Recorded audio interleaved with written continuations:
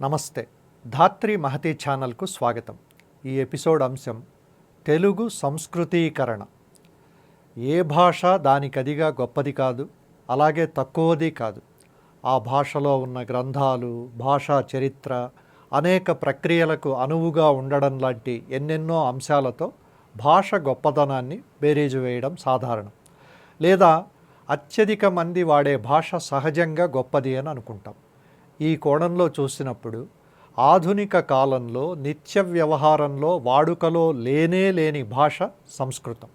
ఆ సంస్కృతం గొప్పది అనుకోవడానికి కొన్ని కారణాలు ఉన్నాయి. వేదాలు, పురాణాలు, ఇతర భారతీయ పురాతన గ్రంథాలన్నీ మొదట సంస్కృతంలోనే ఉండేవి.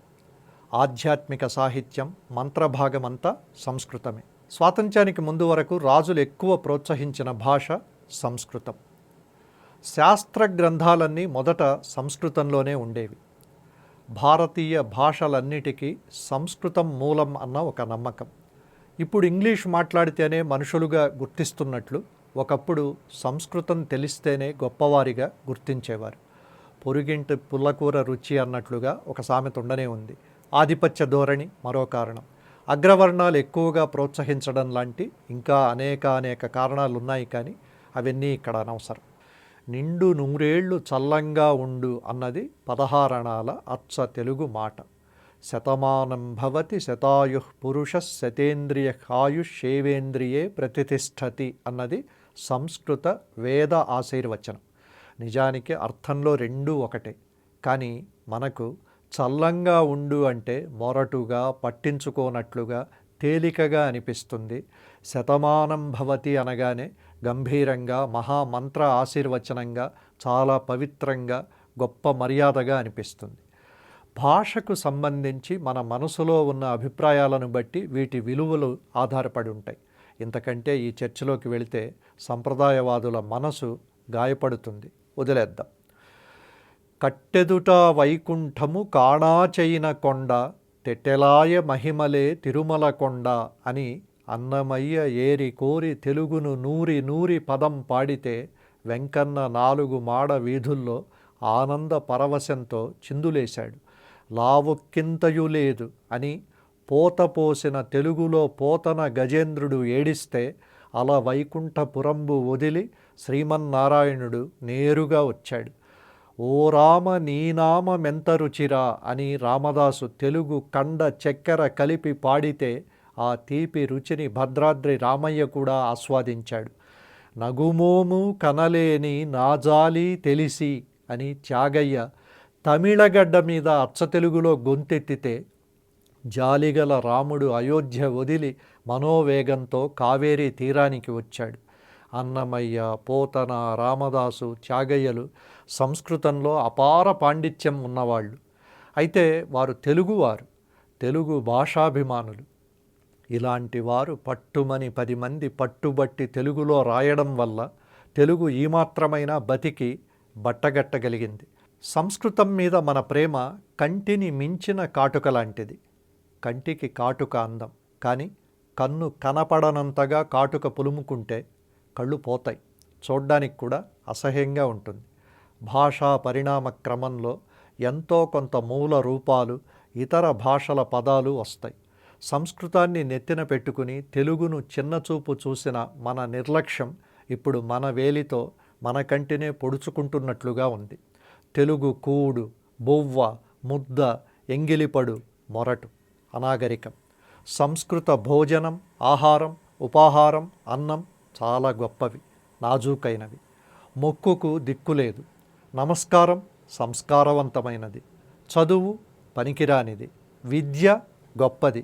తుండుగుడ్డ పనికిరానిది. ఉత్తరీయం మహా గొప్పది.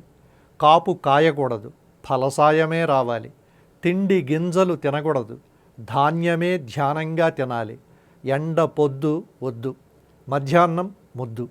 ఇలా తెలుగు భాషలో అందంగా, అద్భుతంగా, సహజంగా ఉన్న మాటలను వాడడం మానేసి సంస్కృతం మాటలను వాడడం శతాబ్దాల క్రితమే మొదలుపెట్టాం. తెలుగు అధికార భాష, తెలుగు మాతృభాష అన్న మాటల్లో కూడా అధికార, మాతృ మాటలు తెలుగు కాదు, సంస్కృతం. భాషకు సంబంధించి మనది ప్రతీకాత్మక లేదా సంకేత బాధ, నిజం బాధ కాదు. తెలుగు మీడియా ప్రామాణిక భాషలో పారిభాషిక పదాలన్నీ సంస్కృతమే. ఐక్యరాజ్య సమితి, అణ్వాయుధం, శిఖరాగ్ర సమావేశం, శీతలీకరణ కేంద్రం, ప్రశ్నోత్తర సమయం, సభాపతి, అనంతర పరిణామం, స్నాతకోత్సవం, విద్యాభ్యాసం, గృహప్రవేశం, ప్రత్యక్ష ప్రసారం. ఇవే మాటలకు తమిళంలో ఏ మాటలు వాడుతున్నారో తెలుసుకుంటే తెలుగులో తెలుగెంతో తెలిసిపోతుంది. మనం రోజు వాడే మాటల్లో ఏది తెలుగో ఏది సంస్కృతమో తెలుసుకుంటే మన సంస్కృతం మోజు ఎంత బలమైనదో పాలు తాగే పసిపిల్లలకు కూడా అర్థమైపోతుంది. గడచిన 50 ఏళ్లలో తెలుగులో సంస్కృతం స్థానాన్ని ఇప్పుడు ఇంగ్లీష్ ఆక్రమించింది. ఈ పరిణామ క్రమంలో చూసినప్పుడు తెలుగు తనకు తానుగా ఎందుకు వెనక్కు వెళ్ళిపోతోందో ఎవరికి వారు అర్థం చేసుకోవచ్చు. తెలంగాణలో యాదగిరి గుట్టను యాదాద్రిగా మలచాలన్న సలహా ఎవరిదో కానీ అంతవరకు ఎగతాళిగా ఉన్న తెలంగాణ మాండలికాన్ని మంత్రంగా మార్చిన కేసీఆర్ ఒప్పుకోకుండా ఉండాల్సింది. సంస్కృతంలో అద్రి అంటే కొండ, గిరి, అచలం, పర్వతం అన్న కొండే. యాదగిరి మాటలో గిరి అంటే కొండ ఉండనే ఉంది. సీత, అమ్మ, తల్లి పునరుక్తి అయినా గౌరవం కోసం అన్నీ కలిపి సీతమ్మ తల్లి అని అంటున్నాం. అలా పునరుక్తి అయినా గుట్ట కలిపి యాదగిరి గుట్ట అని అనాదిగా అంటున్నాం. చివర గుట్ట చేరడం వల్ల అది మన సొంత తెలుగయ్యింది. తరతరాలుగా స్థిరపడిన ఇలాంటి పేరును సంస్కృతీకరించడం వల్ల కేసీఆర్ ఏ ప్రయోజనం ఆశించారో తెలియదు కానీ యాదాద్రి అనగానే భాషాపరంగా మనది కాని భావన ఏదో వస్తోందన్న విషయం ఆయన దృష్టికి వెళ్ళలేదో లేక వెళ్ళినా పట్టించుకోలేదో మనకు తెలియదు. కాంగ్రెస్ ప్రభుత్వం యాదాద్రిని మళ్ళీ యాదగిరి గుట్టగా పాత పేరునే స్థిరపరుస్తూ అధికారిక ఉత్తర్వులిచ్చింది. తెలుగు భాషాభిమానిగా నా వరకు యాదాద్రి కన్నా యాదగిరి గుట్ట అంటేనే ఇష్టం. జన వ్యవహారంలో యాదగిరి పేరు కూడా తెరమరుగై కేవలం గుట్టకు వెళ్ళడం అన్న మాటతో స్థిరపడింది. తిరుమల పేరునే వాడకుండా రాయలసీమ ప్రాంతంలో నెల్లూరు అక్కడ కొండ అన్న మాటతోనే అన్నమయ్య కీర్తనలు లెక్కలేనన్నున్నాయి. తెలంగాణ తెలుగు మాండలికం కూడా ప్రత్యేక రాష్ట్ర ఆకాంక్షలో ఒక ఊపిరి. అలాంటి ఒక ఊపిరిని గుట్టలో గుట్టు చప్పుడు కాకుండా సంస్కృతీకరించడం అప్పట్లో కొందరికి నచ్చలేదు. వారందరూ ఇప్పుడు హాయిగా ఊపిరి పీల్చుకుంటూ ఉంటారు.